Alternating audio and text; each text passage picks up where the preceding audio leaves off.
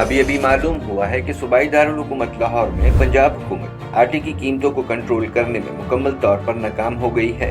आटे की कीमतों में बेतहाशा इजाफे के बायस आवाम की कुव्वत खरीद जवाब दे चुकी है।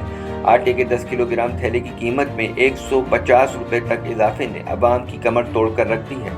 750 रुपये में मिलने वाला आटे का 10 किलो का थैला अब 900 रुपये से भी बढ़ गया है, जिसकी वजह से लाहौर की आवाम शदीद परेशानी का शिकार है। ज़िले प्राइस कंट्रोल टीमें मंजरनामे से गायब हैं। अवाम का कहना है कि पहले आटे की पूरी बोरी खरीद दिया करते थे, लेकिन अब महंगाई की वजह से 5 से 10 किलो आटा लेने पर मजबूर हैं। हुकूमती नुमाइंदे मार्केटों का रुख करना गवारा नहीं करते। हुकूमत से गुजारिश है कि अवाम को रिलीफ देने के लिए मज़ीद इक़दाम किए जाएँ। लेते थे, अब 5-10 किलो पे आ गए। इतनी ताकत नहीं रही, खरीद ही क्या खरीद लें।